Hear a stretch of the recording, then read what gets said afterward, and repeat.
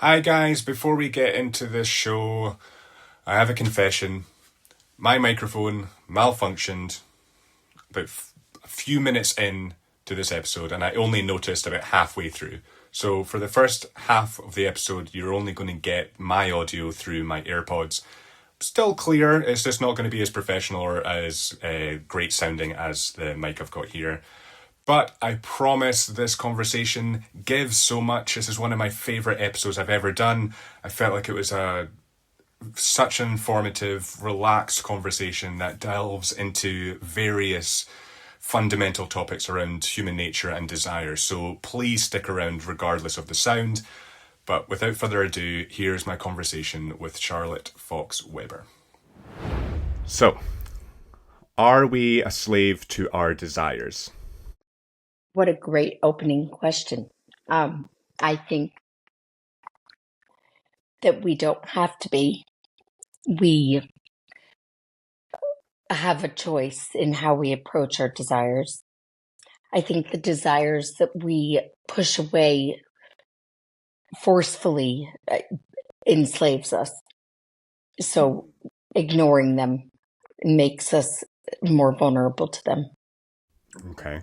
Do you think we have the will to control what we desire or to control our thoughts? Do we have any free will in general, do you think?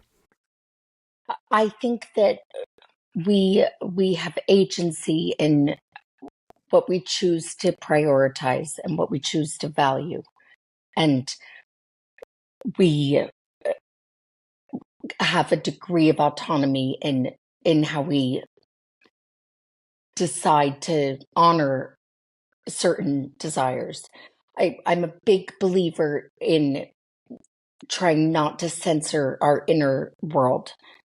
So we don't necessarily have choice about the thoughts and feelings that come to us, but we do have choice in how we proceed. Okay. So in your book, you say desire is complex and multifaceted, shaped by personal history, societal expectations, and internal conflicts. So, what is desire? Desire is motion. It's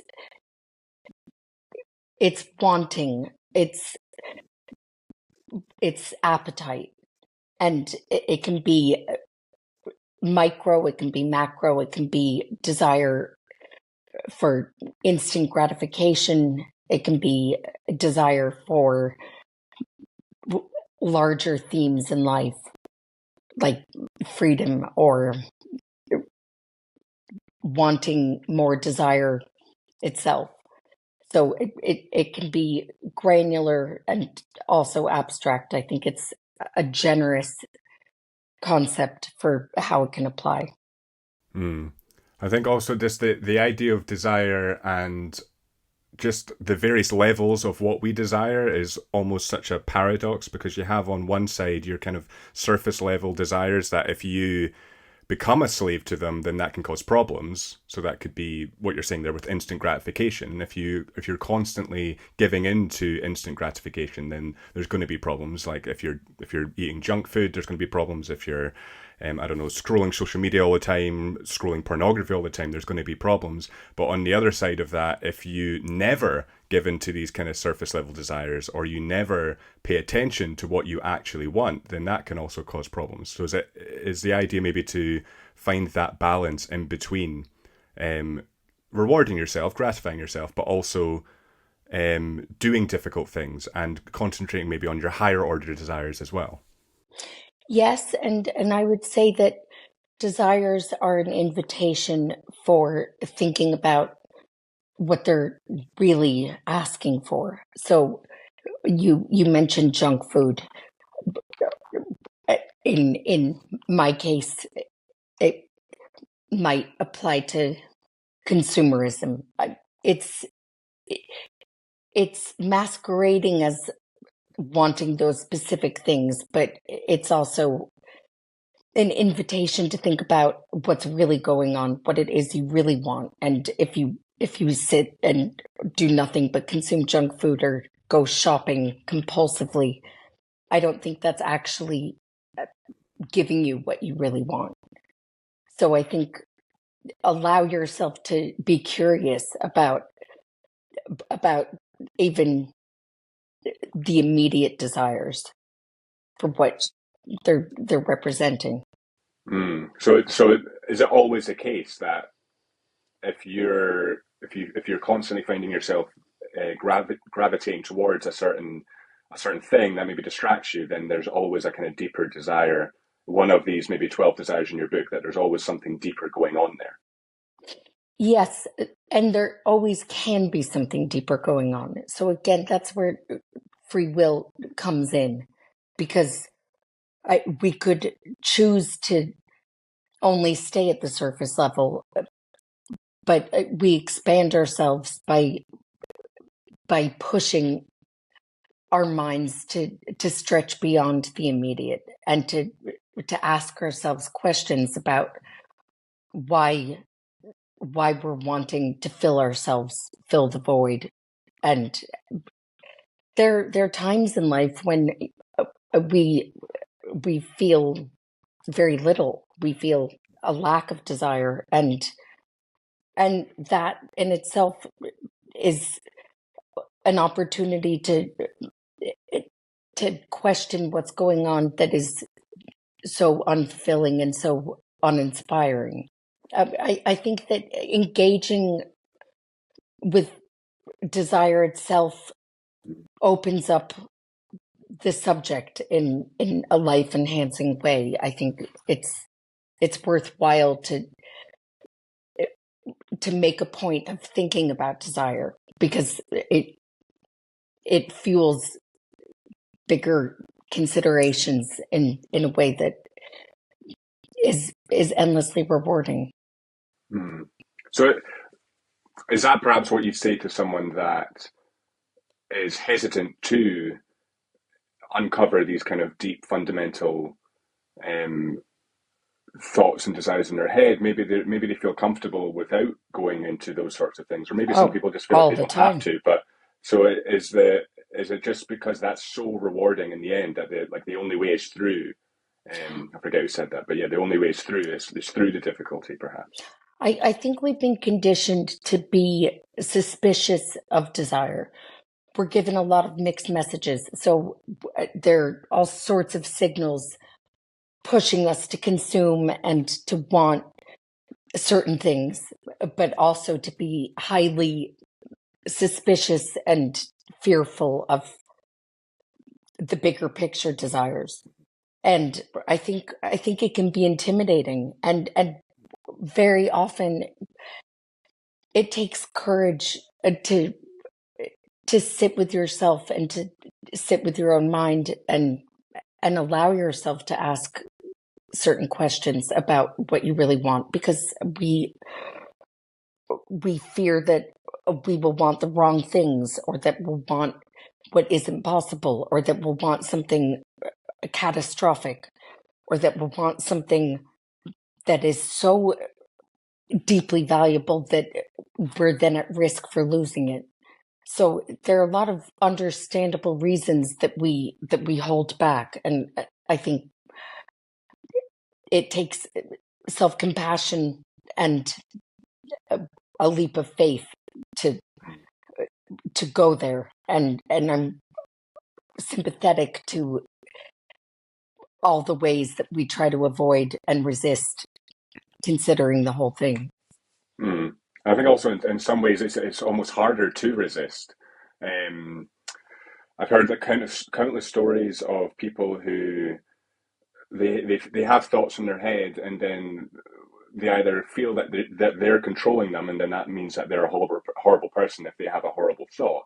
And it's almost like it's obviously difficult to examine that thought if it is something that you're ashamed of or you're guilty of. But in the end, you'll end up freeing yourself, because if you investigate it properly, you'll come to the conclusion that like you're not a horrible person, or you can't control the thoughts in your head, and what you can control is your actions. And if your actions are morally right, then you're a morally right person. It's not the thoughts that pop into your head necessarily. Well, and when we can be curious about ourselves, uh, rather than judgmental, we have all sorts of obscene thoughts and wants, and we're not entirely virtuous creatures, and we can discover that actually we have dark, sometimes even murderous longings, and that's tolerable and gives us a degree of sovereignty when we realize that it is actually okay to want to do harm. I realize how provocative that sounds.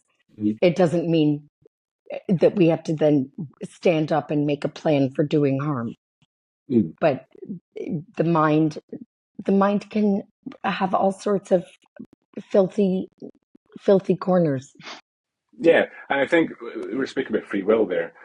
If you if you accept that you can't control the thoughts in your head, you can look back to the actual types of beings that we actually are. If you look at it from an evolutionary point of view, that if someone wrongs you back when you're a hunter gatherer, of course you're going to have the thought of murdering them because you're thinking of yourself. You've got to survive. That's your main kind of goal. But the difference between us and animals is what you're saying there is questioning the why. It's questioning why do we have these thoughts. That's what differentiates us from animals. And so And it's part of our human reflecting. nature. Yes, Yes, yeah, yeah. reflecting, being able to make sense of what has led you there, and anticipating and contemplating ways forward. But What? I think Please go on, please.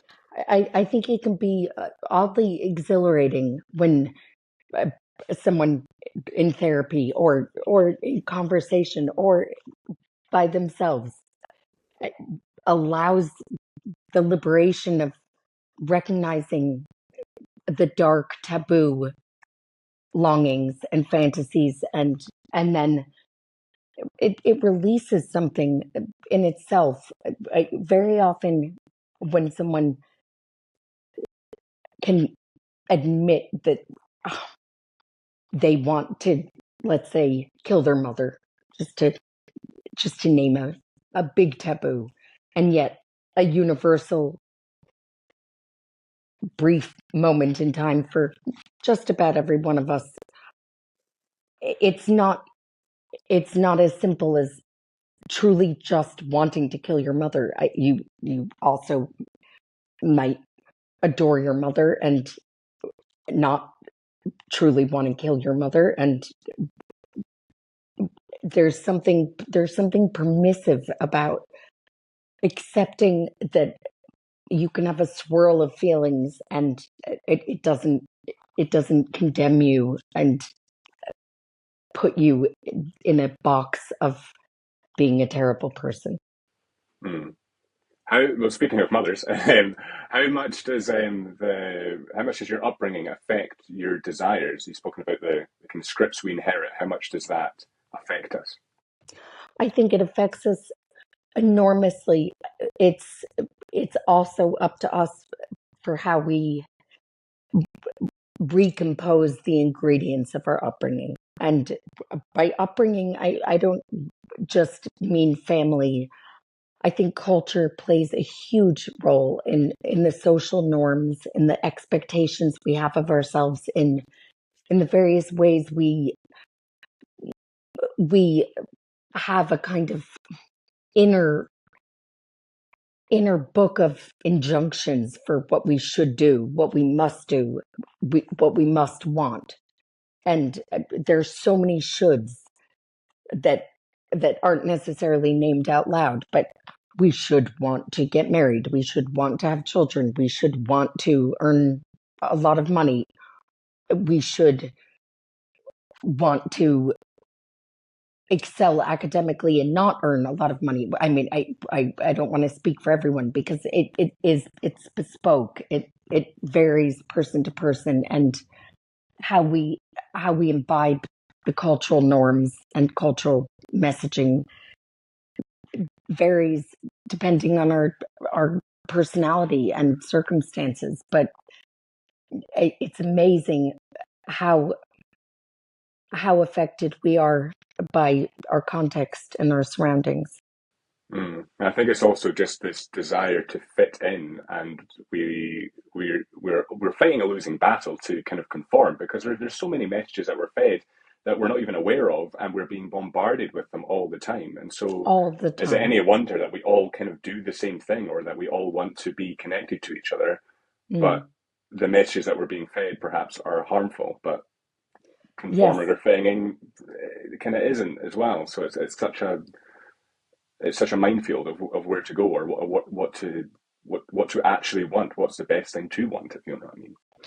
I think that when we realize that we've been given mixed messages, whatever our upbringing, and that we can't get it entirely right when it comes to how to live the correct life, uh, we release ourselves from the prison of trying to fit in with a script that doesn't necessarily make sense or work for us. Mm, So allowing ourselves to see the cultural messaging and the social norms that that have fed us without our realization is quite eye opening. mm. So you said one of the biggest obstacles to finding real love can be hanging on to a rigid story about how it's supposed to be. Mm. What do you mean by that? We have certain expectations and beliefs for what love looks like, and I think part of part of growing up, a term that can be very problematic for me anyway, because it's always a work in progress. We're never entirely grown up. But part of developing is uh, allowing uh, for rewriting that script, loosening the the strictness around what that looks like. So very often we realize that we had some demand, again, usually not overtly, but some demand on what a relationship must consist of. And it's a series of traps. So a demand might be, if he loves me, then this will happen. This is how it will be expressed. This is how I will feel. This is what life will become. It's some series of details that is not particularly forgiving or flexible. And I think it can also go the other way and be upsettingly diminishing in what our picture of love consists of. So when you've had a traumatic, depriving experience of love from your past, you can realize that what you've allowed yourself to believe should be adequate as a story of love is actually really not affirming and not fulfilling. Mm. It's interesting what you're saying about the problems of the term growing up. I think it's useful in relationships to. I can't remember who said this, but it was whenever you're arguing with your partner, if you see them as the child they once were, you'll start to kind of see what they need because it's really like as a child that's where you kind of that's where your formative years are where you kind of your unconscious desires come to fruition and you almost you almost never grow out of that. You're always kind of looking for whatever it is you were looking for as a child. And in majority of arguments, it usually just comes back down to that. Like, what did you want as a child? And that's probably what you're looking for now. And it allows you to kind of look with compassion to yourself, but also to compassion to the other person that they're not meaning Yes, to do anything wrong. They're just a grown up child. I it, yes, it also is sometimes an enormous relief when you realize that understandably wanted something as a child that simply wasn't possible and isn't necessarily possible now, and you can let go of the demand for it to happen. So if you have had a deeply embedded fantasy of being rescued by love and being saved by love that sweeps you off your feet and solves your life problems.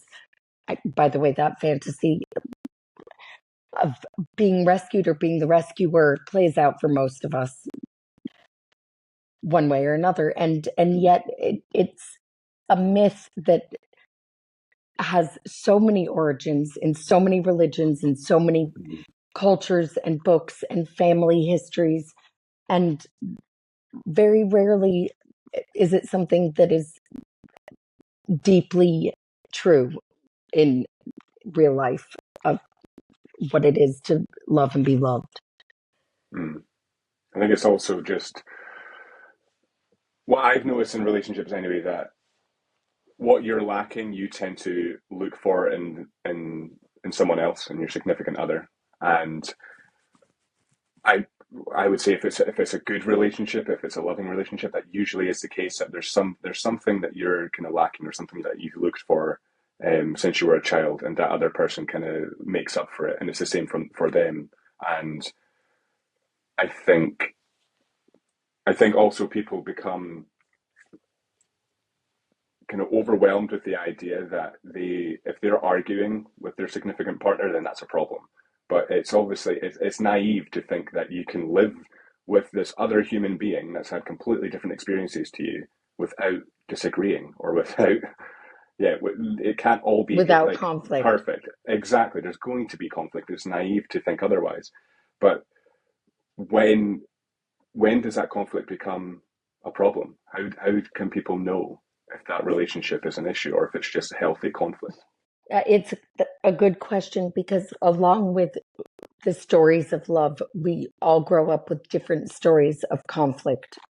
And for some people, conflict is part of connecting, and it's an imprint from childhood of what love looks like. If you grew up in a household where there were constant arguments, that is a, a picture that has imprinted itself for setting you up for what you might then inadvertently seek in your adult life. And for other people, conflict is terrifying and a sign of complete rupture and the end. And if if confronted, or if there's an argument, it feels deeply threatening and overwhelming. And I think in adult relationships,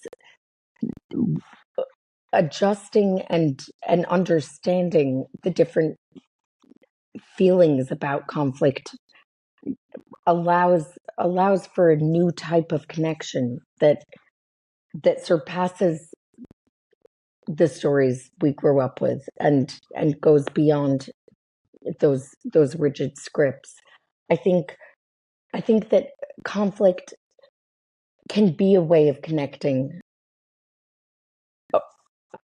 It's not always the best way of connecting, but there is a place for rupture and repair. And I think sometimes when you allow yourself to name what's going on and voice tension and talk it through, I don't know if you've ever experienced the elation that can come when you've both been heard and heard yourselves and found a way to survive that.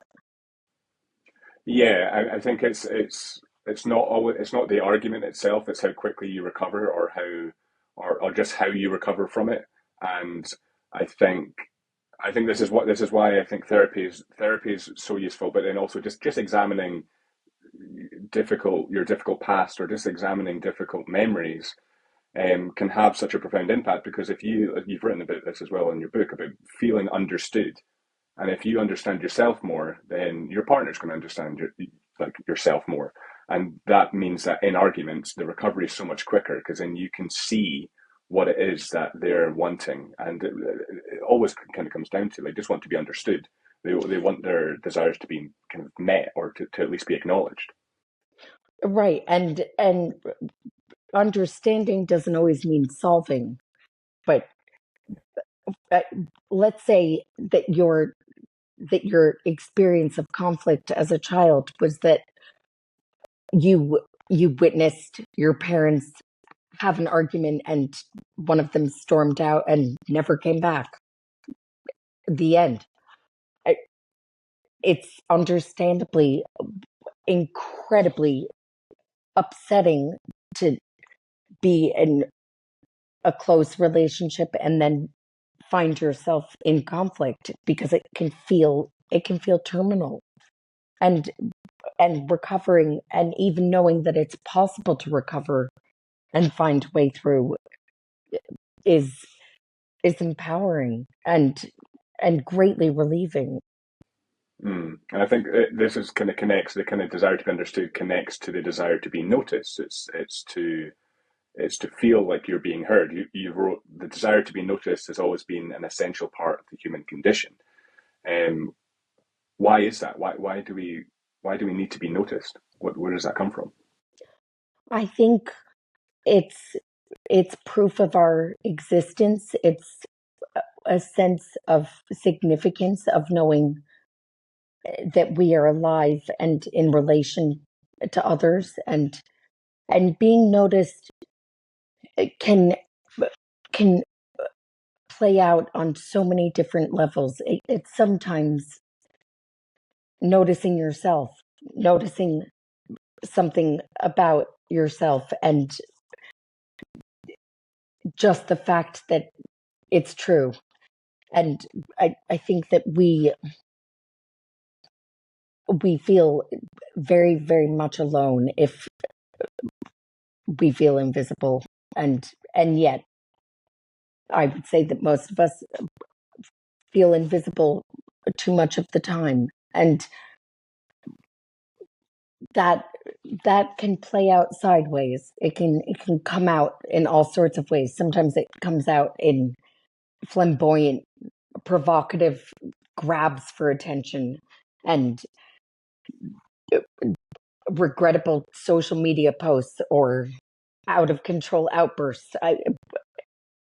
It it takes so many forms, but it comes back to something that is so utterly human and understandable, that when we can take away the various costumes for it, it's a basic and in some ways noble wish to simply feel witnessed. Hmm.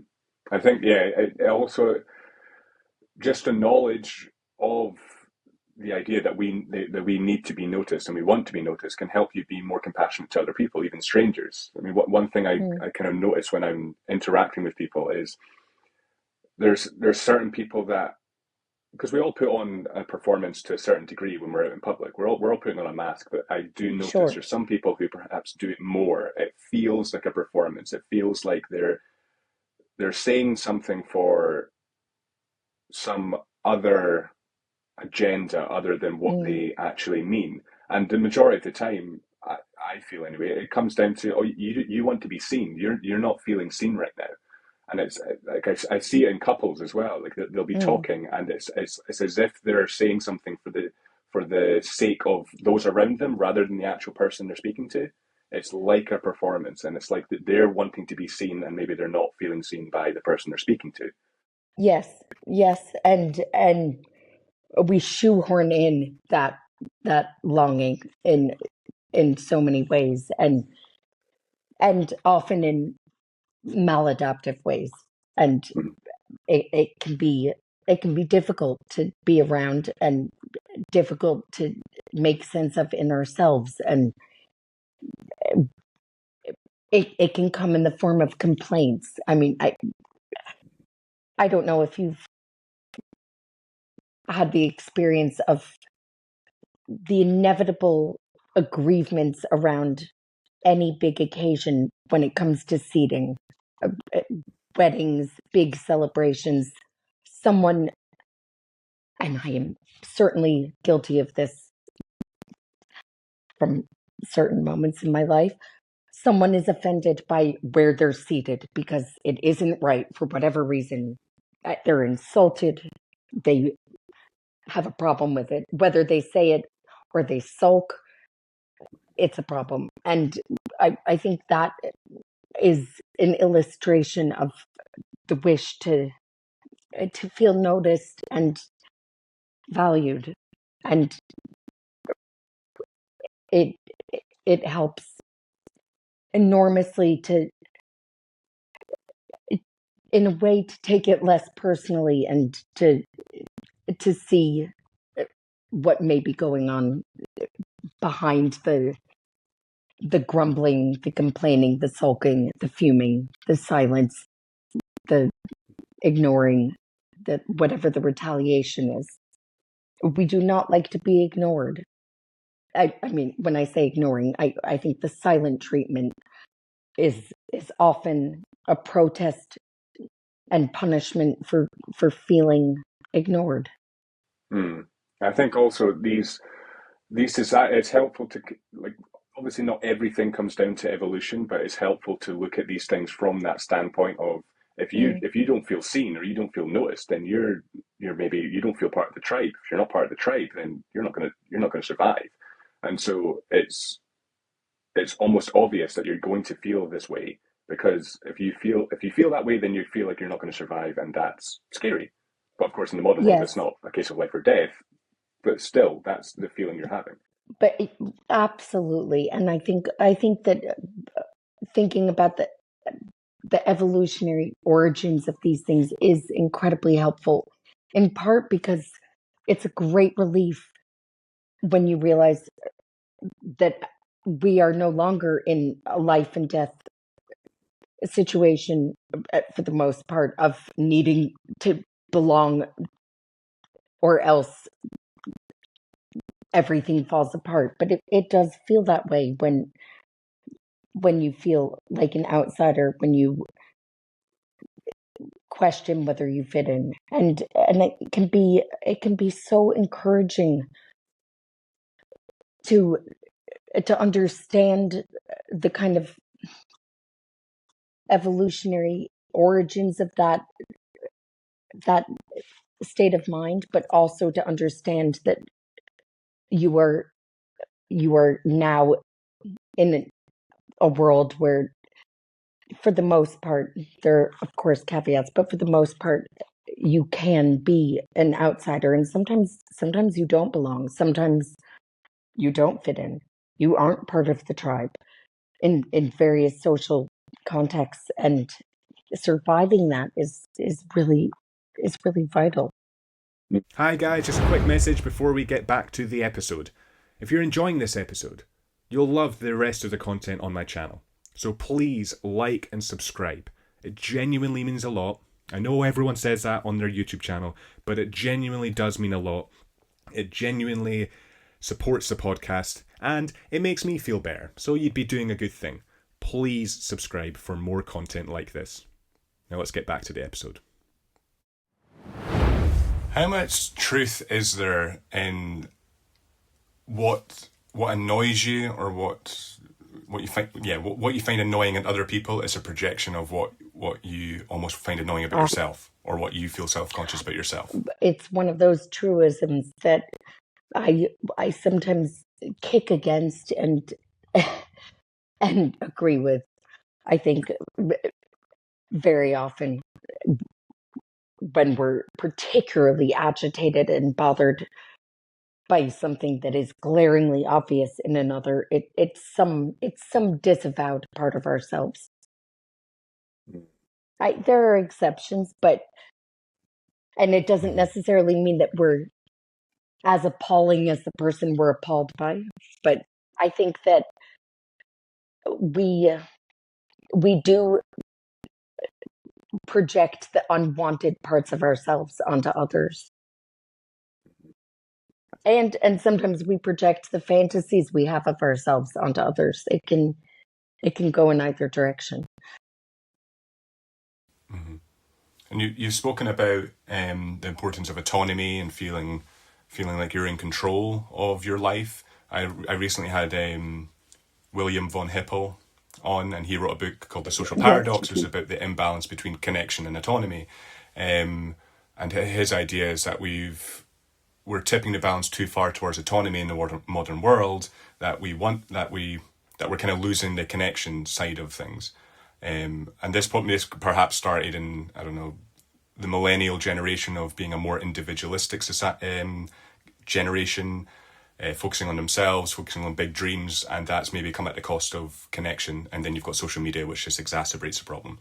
What do you I think? think that adapting is also essential to surviving and responding to your environment and getting along with people, or understanding why you are not getting along with other people. There's that great line by Sartre, that hell is other people, and I think hell is also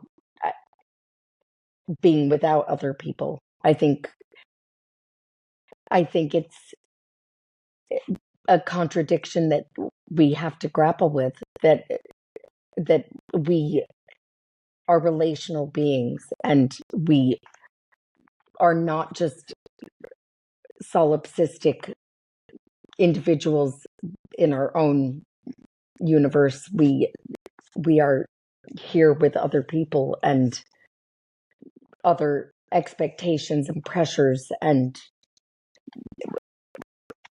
collaborating to a degree is part of progress, and that is not always easy, and it's okay that that's not always easy. But I think if we are only thinking about ourselves as being hyper independent and self sufficient, it's a bit of a fantasy in itself that is restrictive and imposing. Mm.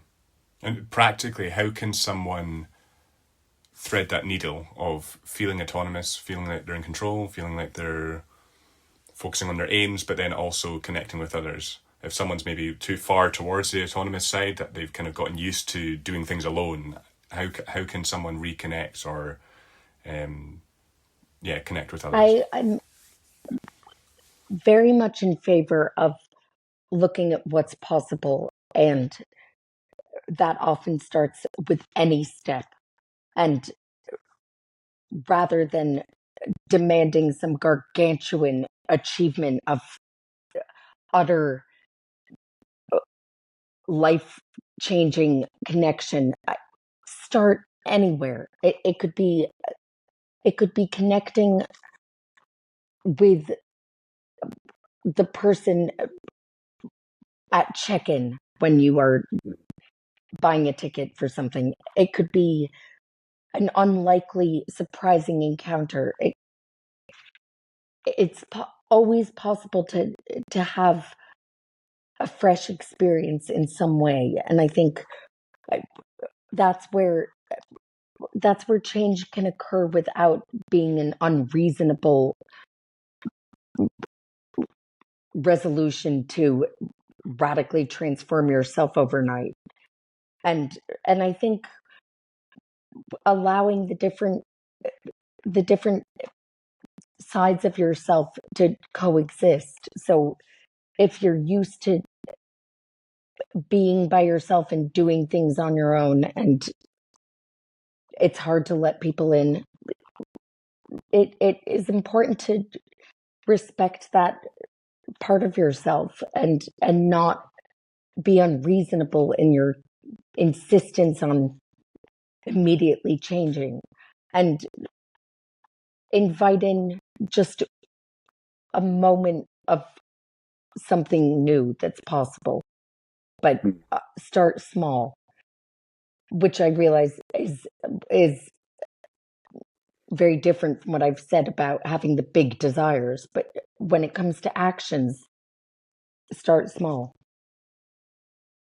I think it's also in terms of connection with starting small. Like a good thing I found anyway is notice the nice things, maybe 10% more, the nice interactions. Like actually intentionally focus on them. When you see something that's just maybe a mundane interaction, but it goes nicely and they're nice to each other, or people say have a nice day, notice that, because we kind of take it for granted. And I think the messaging we get with the kind of 24/7 news cycle is that people are the worst, because you're only going to see the worst cases of humanity. But if the positivity in humanity is in the kind of mundane, it's in the everyday and the ordinary kind of moments. And if you notice these things 10% more, you'll maybe feel a bit better about humanity. And if you add on to that you stop watching the news so much, that's really going to have a profound impact on how you just view people in general. It can be very self-protective to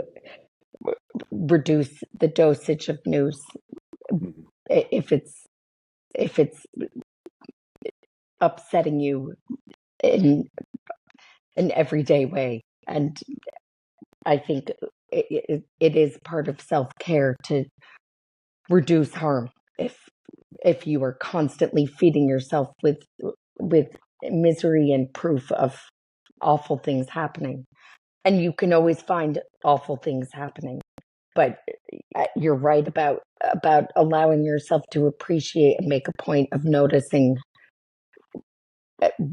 some of the beauty of life. And I think on that note, there's a constant other message that is more in the category of toxic positivity, of have gratitude. And people in therapy often struggle with that demand, understandably.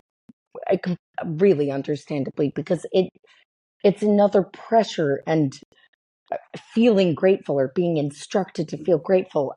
It it's a bit moralistic, and it also just sometimes doesn't ring true. It's like faking it inwardly. If you want to be grateful, and yet you're struggling and feeling disappointed about something. And I think that rather than instructing yourself to have more gratitude, I think it can be an easier way in to appreciate something about anything. And I realize that sounds a bit vague, but gratitude can be really singular and verging on solipsistic. Right? Back to the autonomy problem. It, if it's gratitude, it's only about what you have. And I think noticing what is out there, and sometimes observing strangers is a kind of reconnection with something expansive, with appreciating that love is possible, or that connection is possible. Yeah, I mean, I've listened to Chris Williamson, another podcaster, say something along these lines, where you're constantly looking for these kind of big aspirations to come true, and these kind of grand, kind of very big ambitions to come true, and you look at someone that finds appreciation in something small, I don't know, their morning coffee, or just laughing with a friend or something like that. You look at that as kind of pathetic, because it's like, how can they be satisfied with something so small?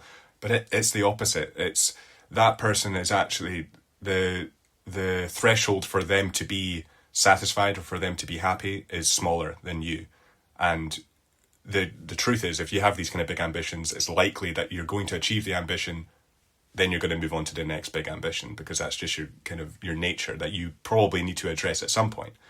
And I think for people that are quite ambitious, or who want to think like don't want to think like other people, that's quite a hard needle to thread of being ambitious, wanting to achieve, but then also wanting to be content, or at least happy some of the time.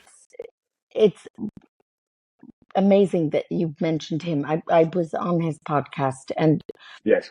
something came from it. I'm not even sure if it was in our conversation before the podcast or during, but I think about it almost every day, about having a morning coffee, but waiting for a certain amount of time for getting the full effect of the caffeine. And Yeah, I 9 minutes. I think 90 about minutes. it so often and am so grateful. And that's an example of something small and I think a little miraculous. I think ordinary is miraculous. Yeah, I mean, even with my knowledge of that I think it's either the adrenal system or the adenosine system. I don't know which one it is that caffeine acts on, but it's not active for the first 90 minutes of you waking. So your coffee, if it's within 90 minutes, isn't doing anything. But I still, like this morning, I'll still wake up, and because I like the taste of coffee, I have that small pleasure of getting a coffee in the morning when I wake up and then going back to bed with the coffee. I know it's not doing anything, but I like the I taste of love doing that. it. I'm experiencing it rather I than, love that. And yeah. also, by the way, because of my reactance in part, and I'm not a big fan of following instructions. So when I'm told what to do, I usually have to find my own way of doing it. I think of his coffee lesson almost every day, in part because I don't follow it. I still think of it. So it's making sense of whatever suits you, and allowing for advice without feeling that you must now strictly comply and obey, and negotiating with yourself on what's possible. I think the thread that connects all of these things is flexibility. Yes, it's kind of, it's balance, because I do feel that for people that have that mindset of wanting to be productive or wanting to be ambitious, the kind of media landscape that we find ourselves in can exacerbate that. Like people like your Andrew Hubermans, who, don't get me wrong, I think he does great things, but I think a lot of people are in danger of doing something because Andrew Huberman Yes. says it, or doing something because you know it's healthy. And I had Oliver Burkeman on a few months ago, and he has this idea between telic and atelic activities, and it's either things that you do for some end goal or things that you do for the sake of doing them. And I think we're in danger of focusing so much on doing things, kind of delaying gratification to such an extent that that's all you do, and you're never actually going to get the gratification. Yes, and also when you then fall short, you can turn a trip into a fall, and then you can kind of give yourself a sense of failure for not doing it right, and that can apply to so many things, including the false promises we make to ourselves of I'm going to keep a journal and I'm going to write 1,000 words every morning, and then day 3, when you don't, you you forget the whole thing. So I think that it, forgiving ourselves and being flexible about what's feasible and what's appealing, and giving yourself some rewards and bits of encouragement along the way, and not being so austere and self-depriving that you're waiting and waiting and waiting for finally earning and deserving gratification. I I think that we are pleasure seekers, and we need some fuel. I think also we're in danger of making everything we do a Yeah. routine, or making everything we do just something we have to tick off. And it's why, like, I used to have like a massive to-do list, and I'd feel like a failure if I had a few things that hadn't been ticked off in a week. And one practice that I introduced in the last couple of months is, it was initially the 1-2-3 framework. I've changed it to the 1-3-5 framework, where I write down one essential intent. If I get this done, the day's a success. Three should haves. So if I have the energy, I'll do these things. And then five nice to haves if I have the time or I have the energy. And just that, just restricting how many to-do lists or how many things I have on my to-do list for a day really helps trigger the kind of rest response. Because if I get just the one thing done, I know I can take a rest and the day's a success. I love So that. it's that It's sort of restricting feasible, yourself. and also you're adjusting your perfectionism. If you struggle with perfectionist demands for how you will be starting tomorrow, I- and I think a lot of us have the perfectionist vision of how we must be, how we will be, and then of course we fall short. So making it something where it's possible to feel triumphant with modest victories. I really like making to-do lists along with a to-do list. My to-do lists are are very self-congratulatory, but they're they're like secret ego cookies that I give myself for small random things that I have done. Woohoo. And that might include making a phone call to a relative I didn't particularly want to speak to, or all sorts of absurd but enjoyable little details. I think it is worth celebrating the things that we enjoy and have gotten done in a day. I think, yeah, I think people like, it's comfortable to think simplistically, so it's comfortable to think in black and white terms, so it's either one way or the other. And I think people like thinking that in terms of productivity, that is either you that's all you do is being productive, is aiming high and delaying gratification, or you are eating junk food in bed and never getting up and never And doing it's very anything. black and But white. the uncomfortable truth is the uncomfortable truth is it's somewhere in the middle. It's more complex than that, and you kind of have to wrangle with that. It's almost like it's like a daily wrestling match, because you're going to have competing desires in your head. You're going to have the kind of instant gratification desire, and you're going to have the kind of productivity kind of get grinding desire. But it's up to you. That's what's complex about it. You have to actually feel what it is you want to do, or what it is you should do, and it's not always easy to And we answer that. have different sides. We are multifaceted, and I think there's a place for eating junk food in bed, and and sometimes it's utterly enjoyable, and it might even be restful and enjoyable, and I mean, not I've said enjoyable too many times. It might even be good for you emotionally, and even if it isn't, what of it? Because we're flawed creatures, and I think that acceptance of that allows allows for getting along with yourself in a healthier way. I think this is where like alcohol comes in, because people like to think in black and white terms in regards with alcohol, that it's either the worst thing you can put in your body or it's not a problem. When the answer is really, it's more complex than that, because if you never have a drop of alcohol but then you never see your friends, then that's probably quite harmful for you because you're not connecting.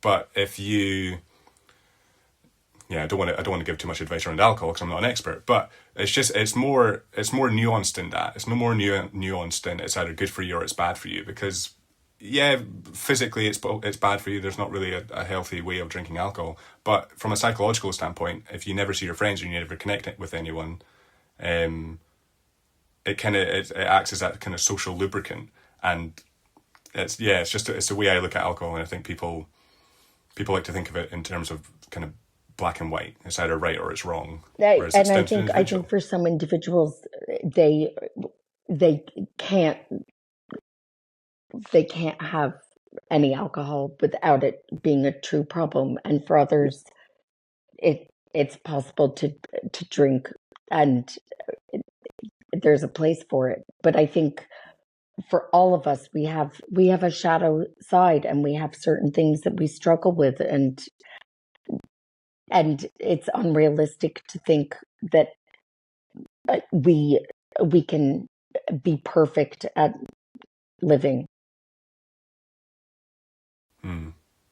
Well, Charlotte, these are the kind of episodes that I love because I had 30 questions here. I usually write down 30 just to be on the safe side. I give like average 2 minutes a question, and I barely needed any of them because I love the kind of flow of it, and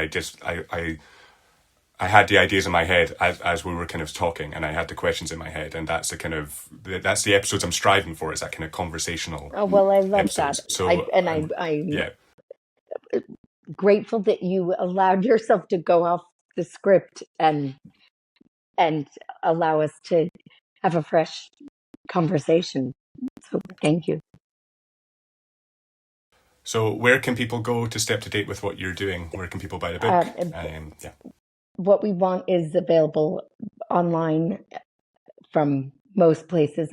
I don't want to name too many specifics, but Waterstones is one, along with Amazon and wherever else, and my Instagram. And my next book is coming out in 2026 with Penguin. So what do we? Are you? What's the book about? Are we It's saying that called yet, or is it it's under called wraps? Sacred Monsters, and it's about the the difficult and unforgettable relationships that shape us. Okay. Well let's have a conversation I around that when would that love book to. comes out. That'll be good. Thank you so much. Perfect. Well, thank you so much for